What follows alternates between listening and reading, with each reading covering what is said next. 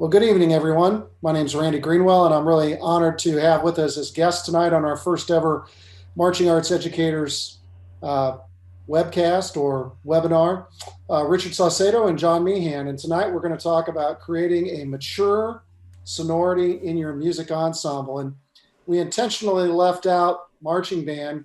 Why did we do that, guys? I think because I think John would agree. I think it's because we believe the approach should be pretty similar to Very both. much so. Yep.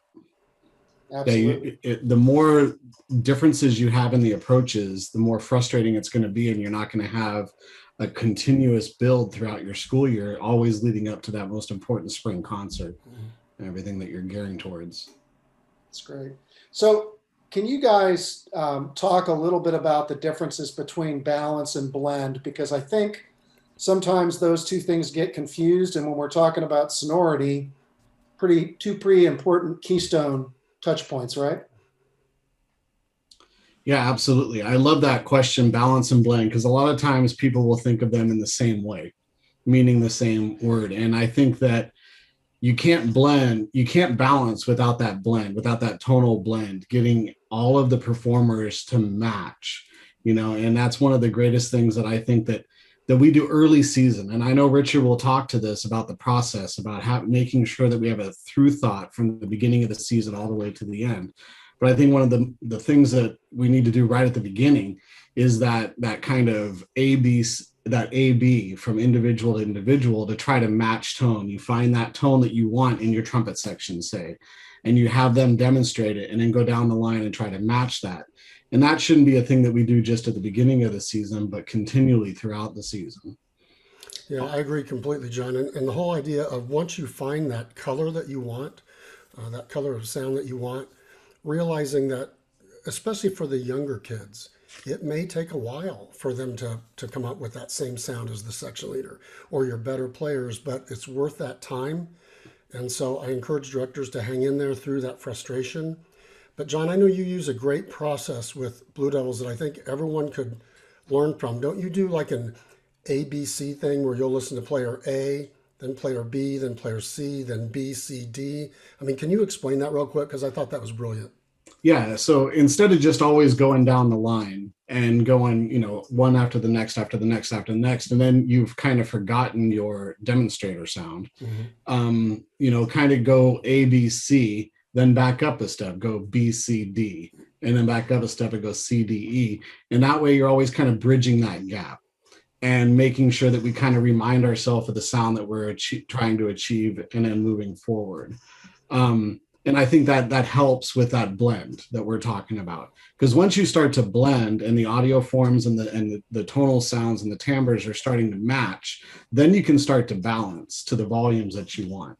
But if you start to balance before you're blending, I think that even someone might be playing mezzo piano, but their tone might be so bright that they're sticking out but they're not playing the right volume. So you always want to get that blend first. And a reminder too that your younger students, especially, and I'm thinking of the freshmen I've taught over the years, they'll need some kind of description from you of what blend actually is. And then hopefully they'll learn and it'll go from you giving them information to them eventually giving you information saying, yes, I heard that we were blending here. I don't think we were blending here. And so it becomes here's what we want you to listen for in terms of blend, but then eventually the kids coming back saying, not sure we got there that time. So they become the people that police their own blend. And so I think it's important to make sure that you give them that information first. And then they'll become even more aware of it. The more aware they become of it, they're always thinking about it. And then they'll exponentially start to grow in that regard. Sorry, Randy. That's okay. So going back, both of you have mentioned, the sound in my head. So what is that sound? Where did you first conceptualize it, and how do you help conceptualize that for the performers that you're teaching? I'm going to give my colleague here a little bit of credit because one of the reasons I became a DCI judge was to get in front of those sounds, those marching sounds. And, John's group at Blue Devils, the first couple of times I ever judged them, I pretended to come up with things I thought were wrong, because I just thought they sounded amazing. But the thing about it was, I'm really being pretty serious here. The thing about it was that sound never left my head, and I remember immediately writing things down, saying, "You never hear an individual. You always hear resonance. You always hear overtones." Just those kind of things. And it's really kind of simple things, but it's the simple things done to the excellence level. And so I got a lot of my sound ideas from listening to John's brass ensembles. Here's a really good question regarding this subject. And then John, feel free to chip in and answer to that as well as your concept. But from Bradley Sampson, is there anything to blend besides everyone playing with a good tone? I've always been confused about what there is to blend beyond having good tone that matches from player to player. Yeah, I'll kind of answer that. And also, thank you, Richard. That's very kind. And those horn lines, those blue double horn lines, go all the way back to Jim Ott, Wayne Downey, my dad. For me, the sound in my head, as you were saying, it changes depending on the music that you're playing. The blend isn't always going to be exactly the same. If we're playing a jazz chart, a Kenton piece, that's going to be completely different than if we're playing something more contemporary in a wind ensemble, piece of music. So those blends are going to be different. So my source is going to be different. I'll ask the trumpet player, let's make it a little brighter this time. Okay, let's really limit the amount of vibrato. We want this to be a straight tonal sound. We don't want any vibrato in there. So I think that changes based on the music. And then I love to listen to other groups. I will, walk around the lot early, going and listening to all the different horn lines, going to Midwest or TMEA. I love going to the rehearsals and just sitting in on the different bands and listening to the conductors talk about what they want to hear, because each of those guest conductors are going to have a different viewpoint of things, and you'll always be able to take something from that. And I think that's huge. And to answer Bradley's question, I think that there's that basic F around the room, that tone, that sound. But then there's the type of music that you're playing and how that affects what the blend is going to be. That's Bradley, great, John. Yeah. Bradley, you also have to remember that if you're a marching band and you're going to be outside, you're going to have to produce a lot of sound, that you might start out blending with your ensemble at a mezzo forte, but eventually you're going to have to blend your ensemble even inside at the outside volume. And I think that's where a lot of us, including myself, got into trouble, because I couldn't stand doing that and hearing that inside. But then, you know what? I go outside and all of a sudden we were getting this resonance and big sound. I'm like, duh. So just remember that you got to make sure your kids, in terms of blend, you're preparing them at the volumes they're going to be playing eventually. And it'll take time, but just remember that. So context does matter then, right? Location, yeah, and environment. And, some directors have said to me before, well, I'm always right on top of the ensemble. So what do you guys do when you're in a rehearsal situation like that and the tower is right on top of you're traveling and you're at a rehearsal center that the tower's right there? How do you fight that? What do you do as a rehearsal technician? How do you deal with that?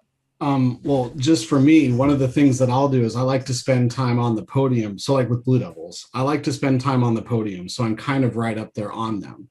And I'll have my brass staff up in the box, and they'll be doing balance things. And so now I'll get an ear to what it should sound like on the field.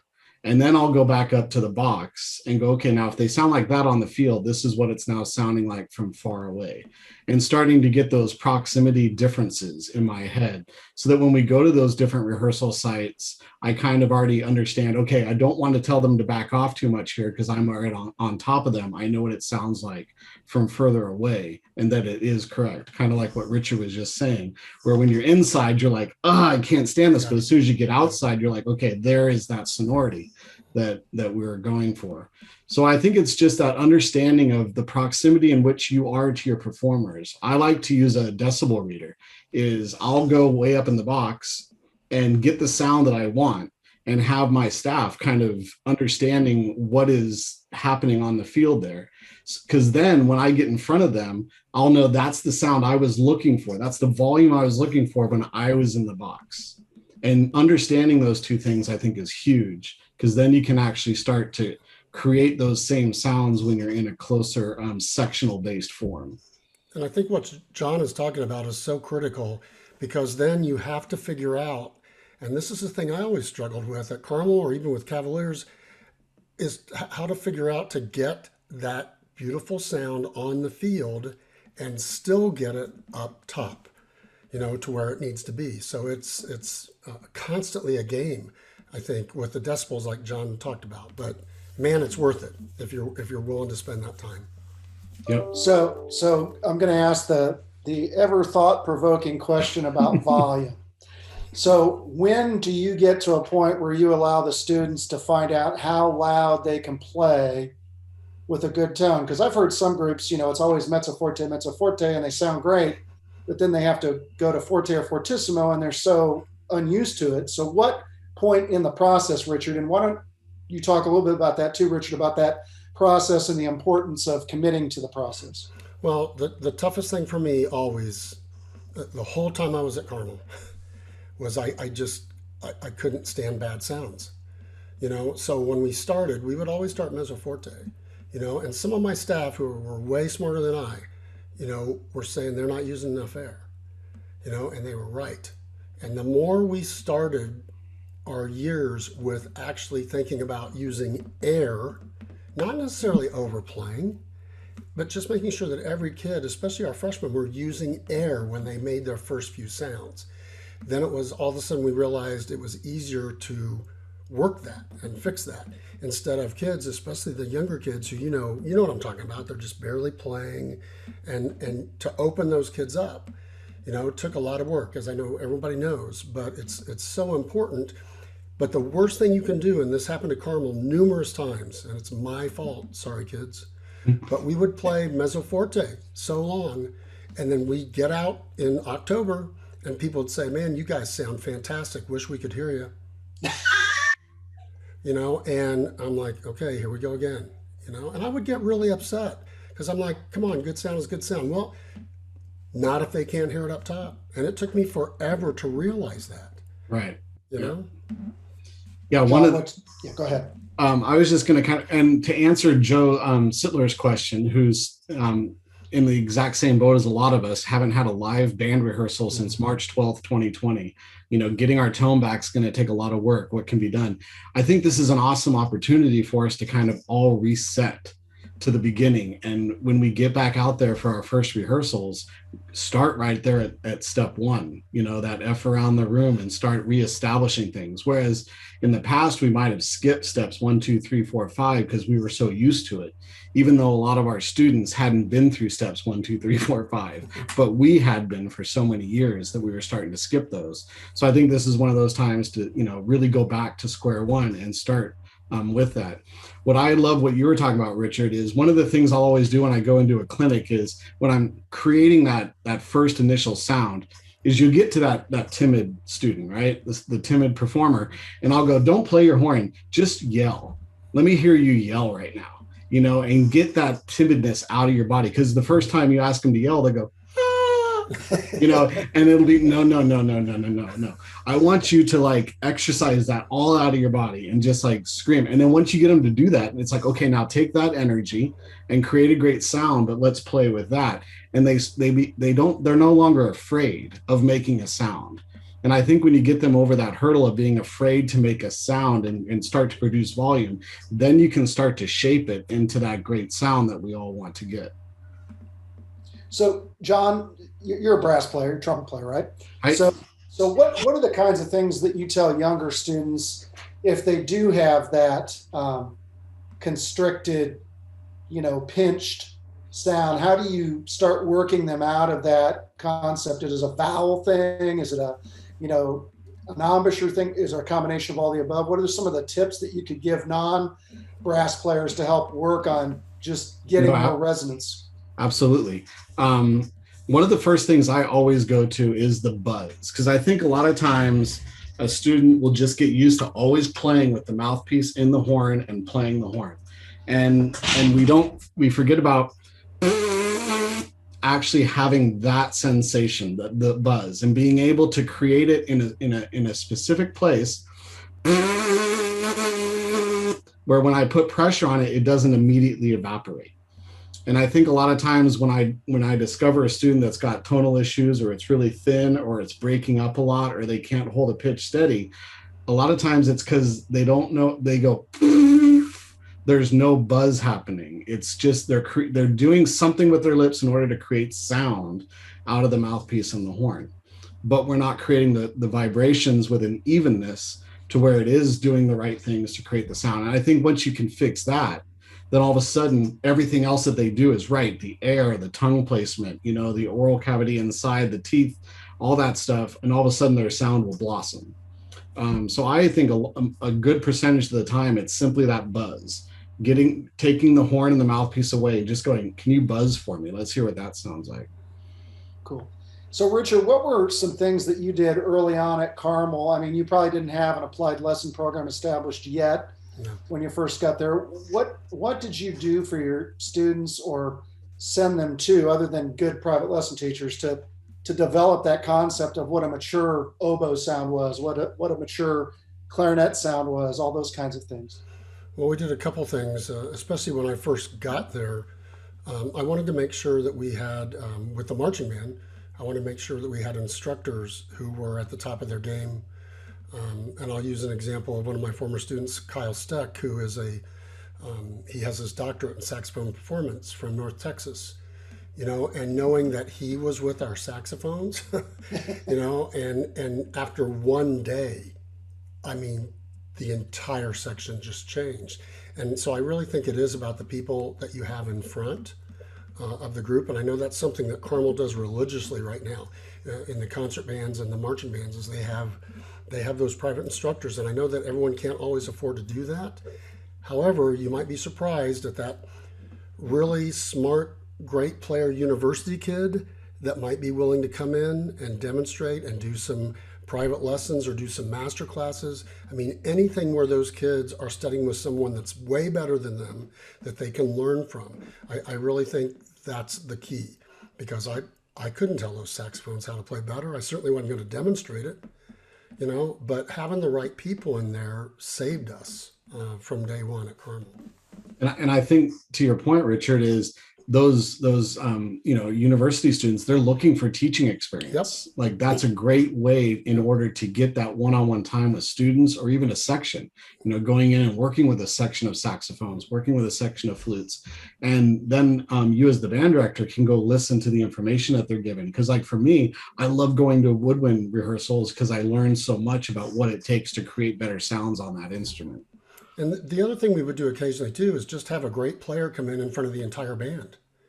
Even if it was a great trumpet player. I mean, just the approach that person would explain to the kids changed everybody.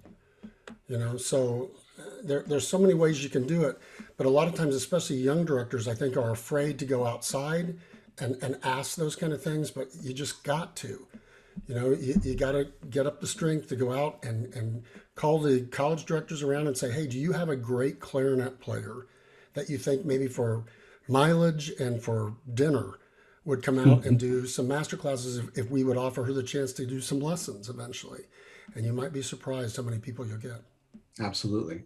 Yeah, today, unlike when the three of us were growing up, they've got YouTube, right? There's all kinds of great resources on YouTube for sound. I know towards the end of my teaching career, I was pointing kids towards the internet for listening to groups, for listening to professional players, for, that's been around in the jazz world. That's an imitative art form. And sometimes we forget that could sometimes be we got to remember how students learn too, right? Some students learn by listening, some students learn by watching, some students learn by reading it, just accommodating the different learning styles. So Richard, we were talking Go ahead, Randy, John. really quick on that. I think that's an awesome point, is that I think as a band director, sometimes you have to be able to say the same thing in 6 different ways. Yes. And I think that's a very important trait to have, because if we always say the same thing over and over, the student isn't going to understand it the 5th time because you said it 5 times. Right. They need to hear it a different way. And I think that is what you just said is super important, is we need to understand that we may be saying the right things, but they're not understanding how we're saying it. So we need to tweak our approach to that, look at it from a different angle. And a lot of times I think students react really well to that. And also thinking about when we say those things over and over. Because if we're doing it every day, of course it's going in one ear and out the other. But Yeah. if we pace it, if we made a point about something, and it may mean we have to actually skip over it, even though it'll drive you crazy for a day, come back to it the next day and hit it again. And all of a sudden the students are more with you. But I think if we keep, I agree with what these guys are saying. We keep saying the same thing over and over and we just lose them. Go ahead, John. Go ahead. Last thing, I'll let you go on, That's right. Randy. That's But right. I think, Richard, you were talking about the process. I think that if you're noticing that you're making a lot of comments about we're not all reaching the top volume at the right time, okay, then 3 rehearsals from now, make that be your point. At the next rehearsal, talk about endurance and talk about the error that needs to happen and how you prep that. And then in the rehearsal after that, establish the volume of the top dynamic. Like go to the halt section and only play starting on the downbeat. A lot of times we always work the build up into it. And so they don't know what it really sounds like to be at the volume that you want as the director. So I'll just start right there. Like, let's start right on the impact. Okay, now back up 24 counts and let's make sure that we achieve that at the end of that 24 count build. And so I think that can be a 3-day process. And then they're getting different information each of those 3 days, like you were just saying. So let's take a real deep dive. I'm going to throw a scenario at you guys and you guys walk me through it. So you're the substitute teacher for a group for the entire year. So walk me through your process and the touch points of how you're going to start developing their sound, because they're below average. Okay. What are the steps? What are the things that you can't skip? What are the things that you got to do every day? What are the things that, all those kinds of things. So just talk me through that. Richard, why don't you go first? Yeah, something else that I was not very good at. When I was teaching, was starting with new groups. It is tough to know where to start, but one of the things that I talk to young directors about all the time is before you start working with them on sound, there has to be some kind of relationship developed. They have to understand that you care about them and their success, regardless of who the former director was, and you're not there to badmouth the last director. All I'm here to do is to help you guys be successful. End of story. And I really believe that are the things that we need to think about to do. And what I always did is we would sing first. We would always sing, because even if kids are scared to sing, very rarely will a student sing with a bad sound. They may not sing in tune, but no one's going to scream at you when they're singing. I've never heard it ever when I've asked it. From my all-state bands to little kid bands, they never do it. And I'll just look at them and say, guys, do you realize how beautiful that sounds? And one of the first groups that I worked with, I remember them laughing at me saying, what are you talking about? I said, no, do it again. Listen.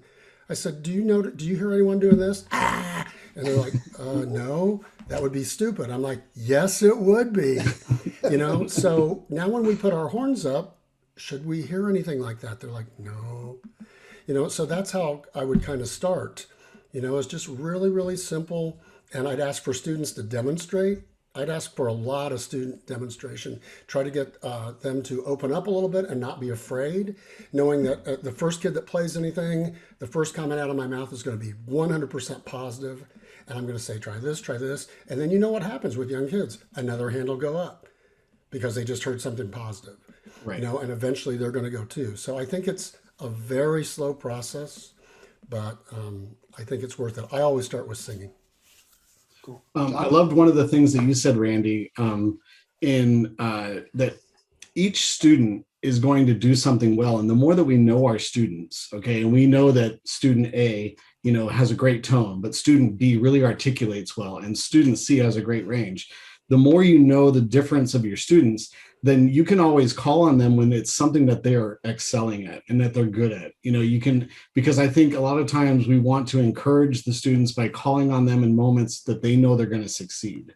So you said, how do you build someone up? And I think it's always start with something that is easy for them or something that they can really be successful at. That's why I love the breathing gym exercises and doing balloons and doing different things that build the endurance and the awareness that it takes to play the instrument, but it's in a way that there's no resistance there. When we do balloons, when we first do breathing and we're just doing flow exercises, there's no resistance. So every kid can, every student can perform at that highest level. Then we add the balloons, so there's some resistance there, but it's fun because it's like you're at a birthday party, so you're learning how to articulate and how to get that initial air so that you're not blossoming in sounds. And then you bring in the horn, and all of a sudden now they have all those concepts behind them and they can just apply them so much easier. I think that's huge. And remember too, that when you're working with a beginning group, if you're using a drone, that gives you another level up with those kids. When you're singing, like I would never have them sing without a drone going. I would say our goal is to match the drone. And even if they can't, they get used to that drone in their ear and they start learning that after concert, what it sounds like. And maybe it'll take them 2 weeks before they get there. But it's a solid start because they have the drone there. They know what they're after. And then I really believe with any group, it's just a matter of time until they're able to match it. And so drones aren't as far-fetched as you may think. You don't have to have fancy keyboards out there or anything like that. You can take tonal energy, or you can take the Dr. Beat, and you can simply go into your long ranger and your metronome system and create drones that are going to be right there. And you can do different chords. You can go, okay, the E flat chord that we have in the ballad is never good. Let's drone on an E flat and do some great things like that. Sorry, Randy, I interrupted. That's okay. That's okay. So let's talk a little bit about tuning. What are some of the things that you've seen groups do that you would suggest they not do? And how do you go about that process? Kind of some do's and don'ts. I'm happy to start with that. The old adage of here's the tuner going around to each player. Don't waste your time. I mean, every once in a while, you may want to check. If you really think that a student is way off, you may want to do that privately with them or something. But John, I don't know how you feel, but I'm a big believer that they hear and they try to match. That's how kids learn to tune. And I know at Carmel, the guys right now, they, even with the pure and just tuning, they don't always say, lower the third 14. They don't always say raise the fifth 2 cents. They say lower the third in a major triad quite a bit, barely raise the fifth, really lower the seventh. And they don't necessarily talk about numbers. They talk about sounds and what they're after. And I'm not against tuners, but I'd much rather use a tuner. Let me back up for a second. If you're just starting with a group, I can see it. Okay, I can see it, especially if you hear the first note and you're like, oh my God, what am I going to do? Okay, then at some point you might want to go around and see who your kind of sort of kids are. But the sooner you can get them away from looking at this and seeing that on zero going, hey, I'm in tune for the rest of the day. I mean, I really believe they think that after they see it, And so when they're listening, they can hear the vibrations if they're not matching. And then they start adjusting. And that's where I think they really learn. John, I don't know if you totally agree with that or not, but that's just kind of my approach. No, absolutely. We're so at Blue Devils, we have a very specific type of tuning system. And what we basically do is we have places on the horn that we use as reference. So if it's 58 degrees, we have a reference point on the tuning slide to immediately go to that area. Then we use the drones and the listening to fine tune that. And to get things, if it's 98 degrees, they have a reference point on their tuning slides of about how far out they should be. Then we start to use drones and get them even closer. Where I'll use a tuner is early in the season. We'll do deep dives into understanding what their tendencies are. And then later in the season, if I'm listening to the trumpet section and I notice that we have two that are really not quite close, we'll bring the tuner over there and kind of make them aware where they are. But 100%, Randy, use the tuner or get them close with the tuning slides, because the students have to have an awareness that if you're flat, okay, you don't just lip it to make it work. It's like maybe lip it to understand, okay, now when I was in tune when I lipped it, now move the tuning slide so that you can go back to playing through the center of the horn. And I think with that awareness and that keen skill of listening and understanding how the fifths and the thirds react to the roots, I think that's when you're going to have the ultimate success. And when they have that awareness, that's when the sonority is going to really start to open up and the volume will actually start to increase without them playing louder. And John, you just made what I think is one of the most important points tonight, and that is the fact that when you are tuning, no matter how you do it, the kids have to be playing those notes they're tuning through the center of the horn. They cannot be playing halfway or tiny or extra loud or what extra bright. They have to be playing right through the center of the horn, or else it really doesn't matter. Am I correct? Yeah. How are you going to play a 16th note run while lipping it down 20 cents and not playing in the center of the horn? Yep. Like you might be able to do that on a whole note, but then all of a sudden your tone is going to change. You're going to be a little on that stuffier side because you're not getting it straight through the throat of the mouthpiece. And there's so many different things that come into play that's just going to prohibit us from that sound that we want. I know Eric's been waiting. Yeah, I was going to say his questions. Could you touch on your approach to matching articulations outside, and how often are your winds standing still while rehearsing, as opposed to a focus on rehearsing music but on the move? You do articulation. I'll do the other one, Richard. Okay. The articulation thing. This is a tough one, especially in the high school band area. Because again, you're talking about student talent levels. And if the students didn't quite start accurately here as they were learning the instrument, then you're going to deal with a whole new set of problems versus those kids that don't. So you have to stay on top of that thing too. All right. But how we always approached articulation is we would keep it very simple. We had a long note articulation. We had what we called a lifted note articulation. We had a shorter note articulation. I don't like to use the word short. We would call it spaced or something like that. But we would keep it very, very simple. But the number one thing we always talked about is the articulation cannot be handled in a way that it changes the sound that you've developed on your instrument. And depending on the music you're playing, you might want it to be brighter, or you might, those kind of things. But in general, you want the articulation to be based on keeping that airflow steady, not interrupting it too much, unless you're doing a jazz chart where you need something like that. And I'm just talking about generally right now. I think if you can make sure that your kids are articulating more lighter than heavier, then when you need to get to the heavier articulations, it's easier to do. But the first thing that happens when kids start articulating, and I notice this even with my all-state bands, and we'll work on F concert and they'll sound beautiful. And then we start doing it on 2 half notes and there goes the sound, just because they've used their tongue. So you really have to stick and I always tell everyone our articulation exercises are still sound exercises. And that probably sounds like I'm not really answering the question, but I'm saying keep it simple. That's what I'm saying is keep it simple. One thing you could do, Eric, too, is take the tongue out and do a breath attacks. Yep. And get them to be using the breath correctly so that the tongue is adding the clarity and the definition to the articulation. The articulation shouldn't solely be created by the tongue.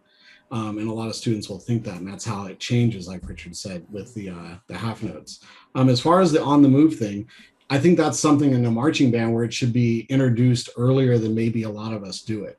Even if it's something where we're just playing 8 on 4 off on a concert F and doing that in forward strides at 8-5 and back strides at 8-5, the more that we can get the students familiar with their bodies and how they play while they're on the move, then the easier it's going to be when we get into the more demanding drill and some of the other things that they have to worry about once they get into the actual show stuff. Doing step outs within your concert formations is huge as well, just because that body momentum is now an awareness that they have to have. And I think that is huge. So I'm going to answer two more quick questions, Randy. I promise not to take Sure. too much time. That's cool. Garson asked, what specifically do you use the balloons for?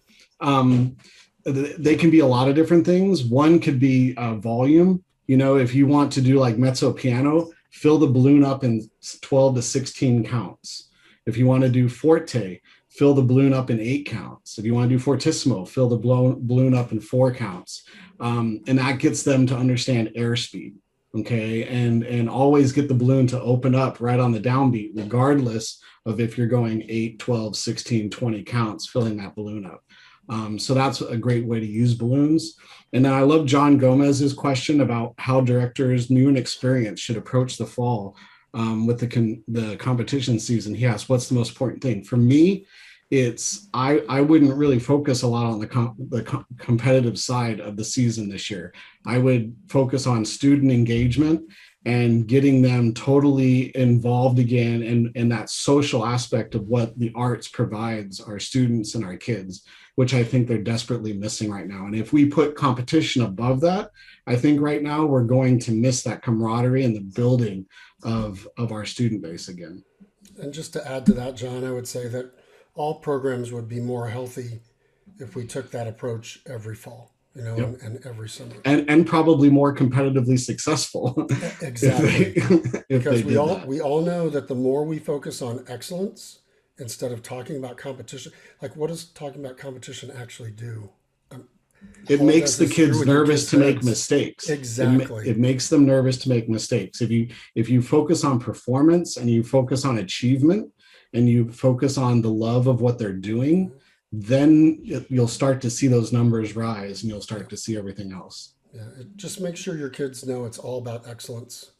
And if they reach those excellence levels, make sure you let them know how proud you are, you know, regardless of what happens in competition. Don't always have to have something negative to say when you talk. Right. Fill it in with a positive thing every 3 or 4 comments. Yeah, I learned that my last 3 months of teaching. Your last 3 months of teaching. So let's talk a little bit about talking about harmony and how to blend colors. You know, Richard, you mentioned that earlier. John, you did too. So it's not one size fits all, is it? I know that Blue Devils plays a lot of extended harmonies. Richard, you tend to write, very frequently, a lot of extended harmonies, color. So how should a director go about getting that to sound good? Because I think a lot of times you end up not hearing the color because the blend isn't right or the balance and the chord isn't right. I'll start and I'll let John finish it up here. My approach has kind of changed about that over the years because I found that if our kids understand major and minor triads, if they can figure that out with their ears, I'm amazed at how when we start stacking chords for them, they immediately start to pull those notes down to where or up to where they should be because they're used to making notes fit. And we all know the more extensions there are, it's tougher to do. And I'm not against, John, I don't know how you feel about this. I know you and I used to talk about this in critique all the time about how we tuned those extended chords, and I loved our conversations.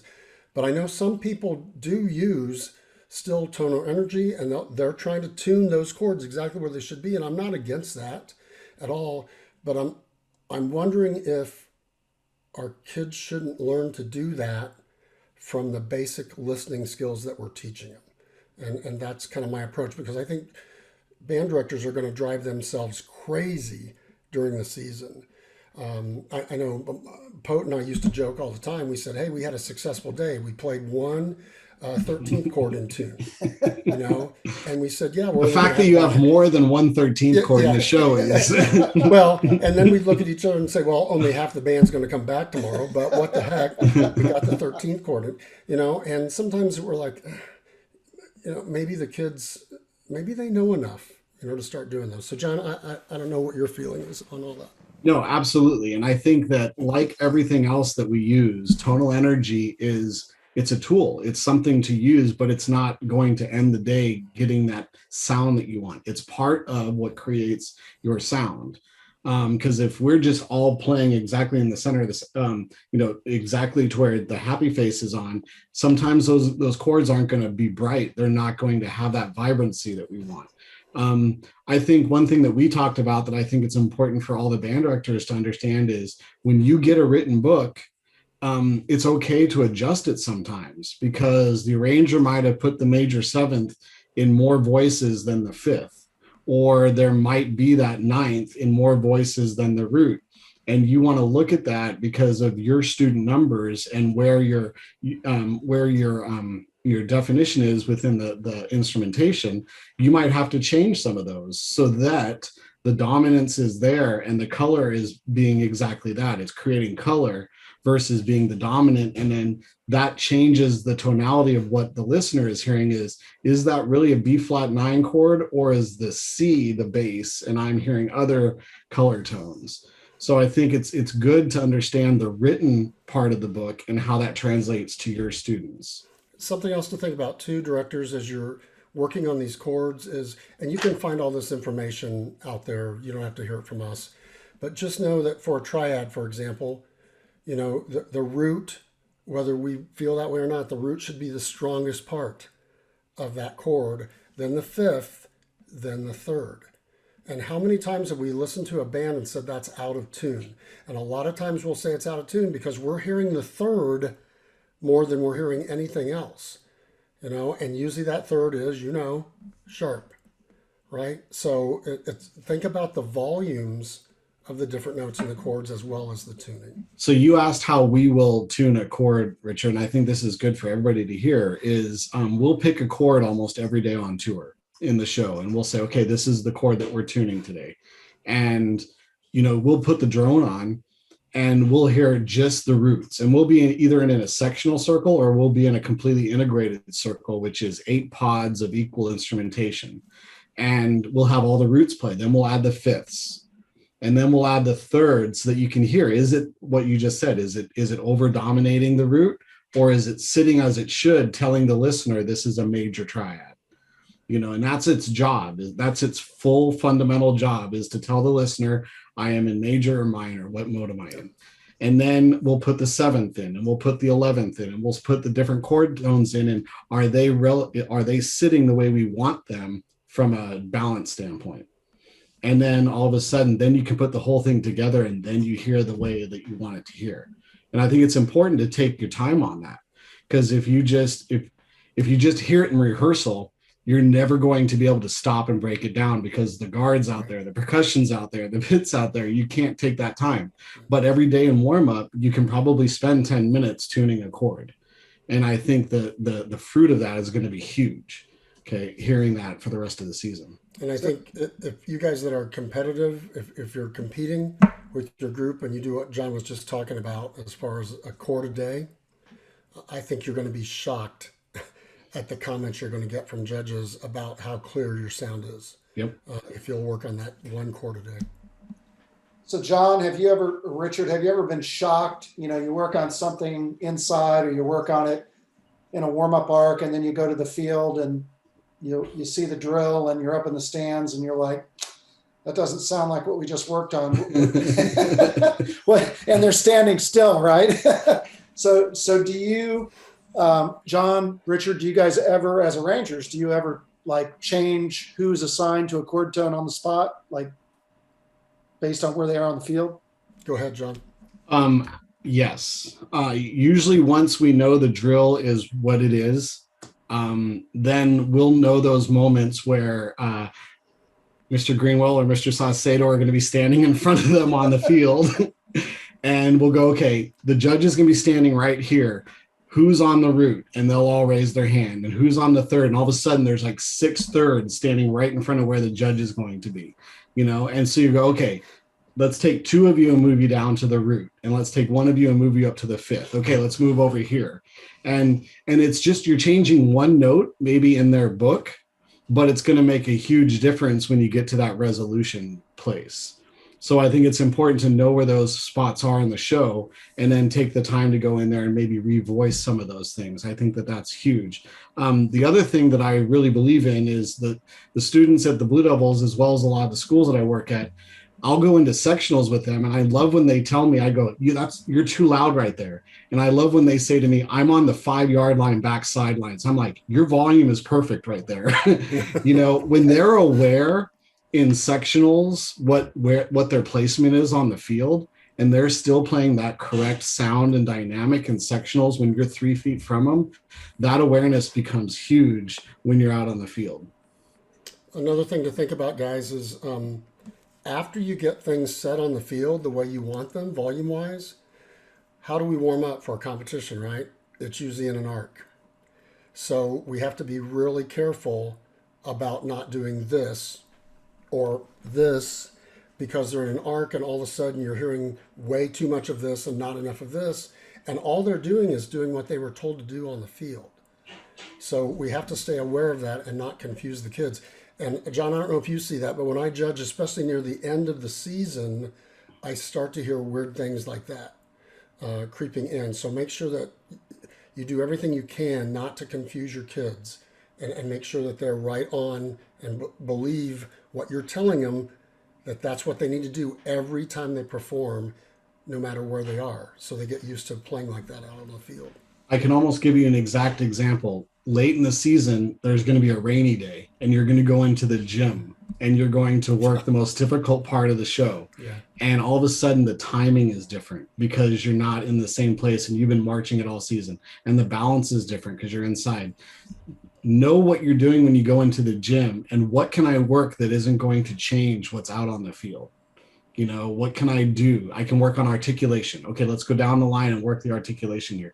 If you start to work something inside late in the season that is balance oriented or timing oriented, you are going to create problems out on the field. Yeah. So kind of be aware of those type things. That's great. So we did have somebody that asked this question a while ago, and I'd missed it. I apologize, but they wanted you to define playing through the center of the horn. What does that actually mean? John, you want to take that one? Yeah. Sure. If we do a lot of pitch bends. So at Blue Devils, we'll do a lot of pitch bends. And what that is we're trying to get them bow, wow, wow, wow. So you kind of find that resistance point. It's the same kind of thing if you put the valves halfway down, or you do the foghorn. A lot of people have done that.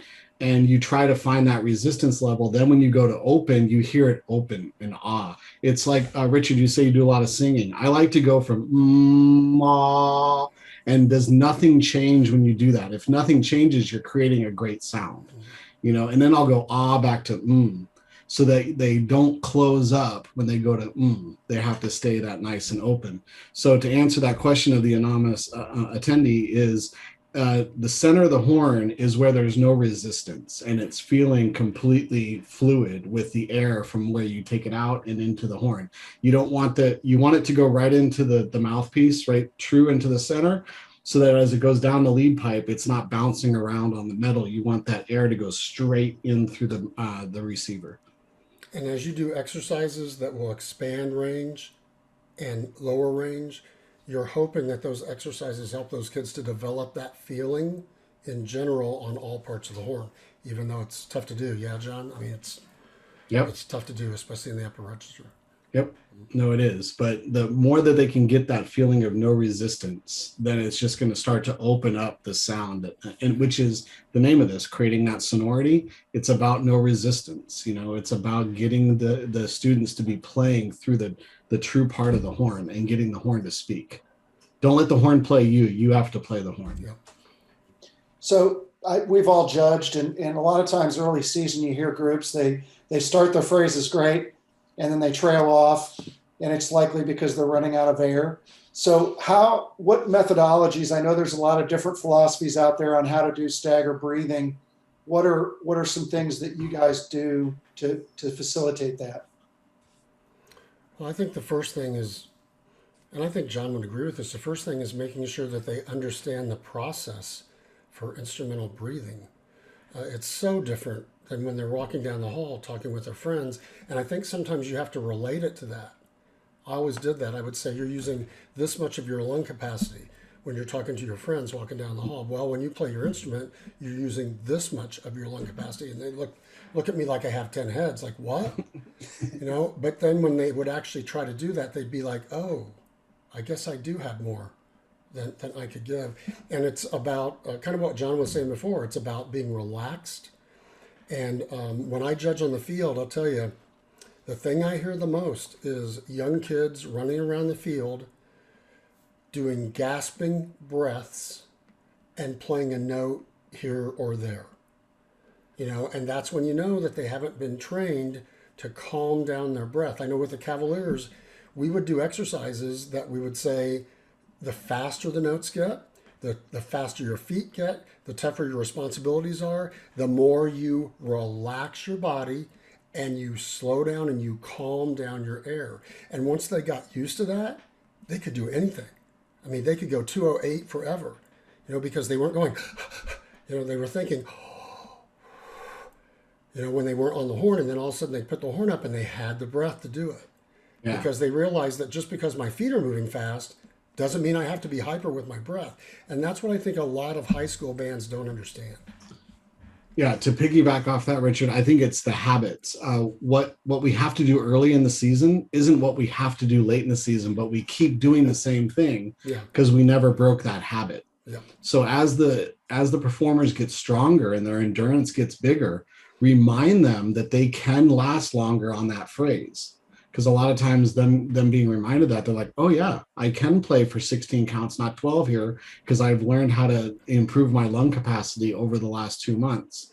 Sam Palafian, I was very honored to be able to work with him late in his life. And I loved his comment about stagger breathing. It was, we need more illogical breathers and less logical breathers. Because he would breathe in the illogical places. Where are your friends not going to breathe? And that's where I need you to take a breath right now. And I think when you can take that mindset, all of a sudden the holes in the sound are now kind of diverted over an entire 20 counts versus everybody breathing on count 12 where it's the most logical place. And I think that helps a lot. Randy, can I answer Christopher Robinson's question real quick? Sure. Christopher, you're asking if the playing through the center of the horn applies to woodwinds. It absolutely does. With clarinet players who were getting thin sounds, the first thing I would do is I would have them experiment just a little bit with the amount of mouthpiece in the mouth. I would also check to make sure that they're getting a little bit of pressure against the upper teeth, so their bottom lip is vibrating a little bit. And then I would simply look at them and go, come on. And eventually they start to get this full sound and they get this look on their face like, whoa. And I'm like, that's playing through the center of the horn. If a flute player is having a tough time with that, I'll look, and most of the time the bottom lip is not over the plate enough. It's really tight. And as soon as I say, let some of that bottom lip hang over the plate, let it vibrate, all of a sudden comes out and they're like, whoa, that's playing through the center of the horn. So we just need to make sure we have the information to give those kids. But it's really most of it's really pretty simple, but absolutely, we need to know the information to tell the kids so they're playing through the center of the horn. And there's two more questions here I want to make sure we get to. What's the best approach to take for a 30 to 45 minute warm up before a contest performance? John. If you've already played that day, be aware of that. So many bands will go into a show contest warm up and they'll do the whole thing over again. That isn't what we need to do. The show warm up is prepping your students for the performance. So what is it that they really need? Do they need one grouping of long tones, then a chord exercise, then you're into it and they've got their chops back? Do that. So know your students. If you haven't played that day, then you're going to have to go through your whole system. But if they've already played that day, don't overplay. And I think that's the biggest problem with a lot of folks is they don't have enough time because they need to do everything. No, you don't. And you don't have to play through the entire show during your warm-up either. I hear that all the time, and it just kills kids.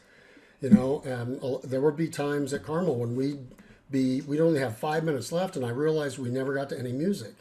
And so I'd say to the kids, okay, we got 5 minutes. Is there a section? Kids would immediately raise their hands. Can we cover this? Yeah. Absolutely. Okay, here we go, drum majors. And we might cover 15 seconds.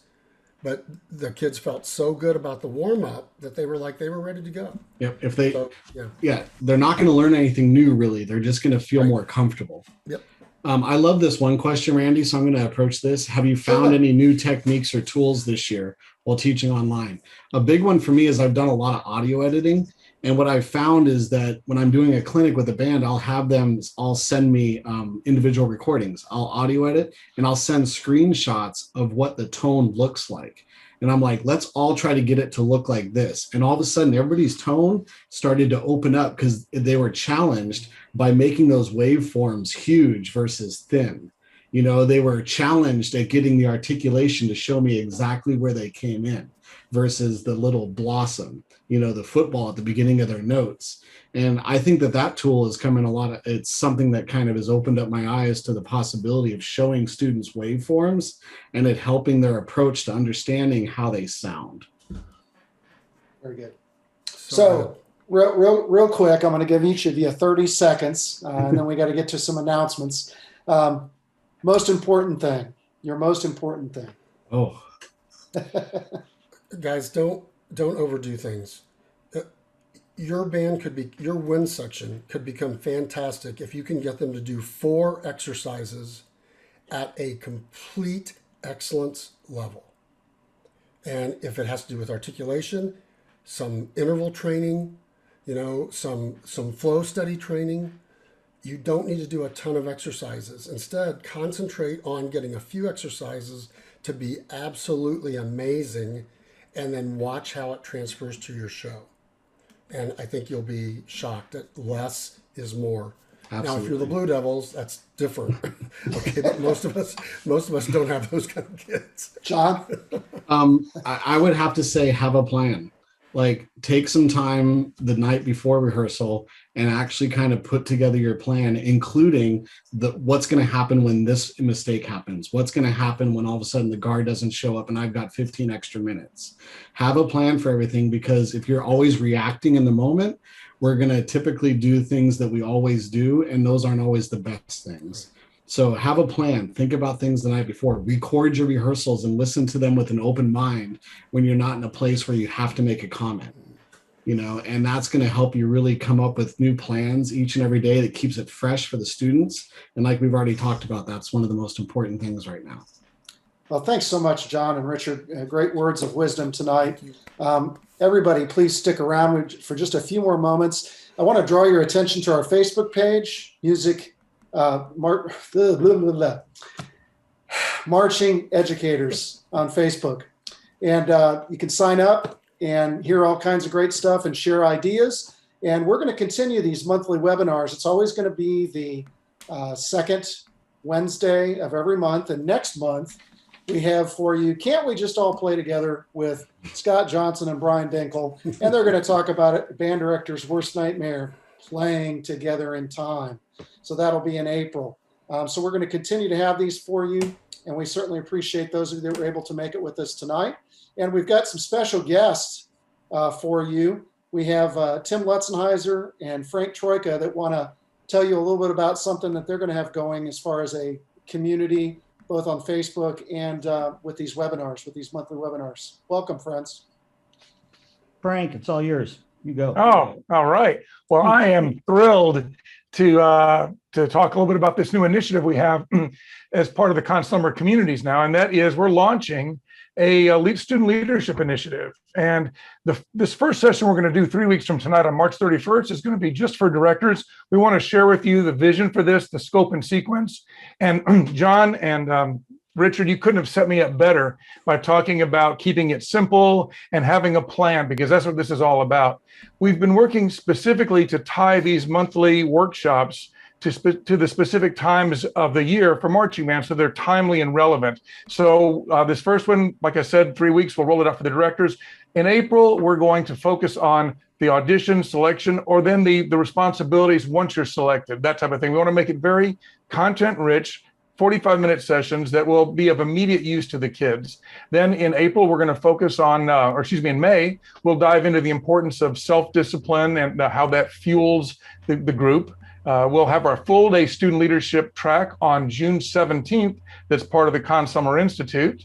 And then after that, we're going to, once kids are now into the marching season and heavy and all that, we're going to dig into what we've learned and how we can apply that now that we're in the trenches. Then in September, we're going to dive into that mid-season slump that teenagers often experience as the newness is worn off now and the responsibilities have fully kicked in.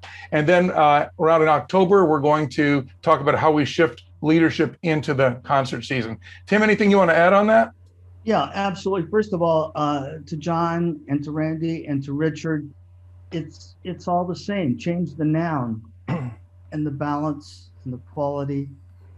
It's all the same, which is remarkable. I think for most of you know, Frank's teaching me everything he knows about student leadership. So we've got this thing I'm teaching that that we, yes, we'll teach about the what, yes, we'll teach about the how, but mostly about the why. Mm-hmm. So that it's all about the student leader being a role model, and that leadership isn't something you do, it's something you are. And I think everything is going to be focused for the success of the group as opposed to any kind of self-promotion. So it's pipe dreams, yeah, but it's where we're all headed, and it's what makes great groups, when everybody's focused on the same destination at the same time. So it is precisely what our extraordinary panel has been preaching all night long and doing it so remarkably well. And we'll just change the noun, Frank and I will, and it'll all be the same.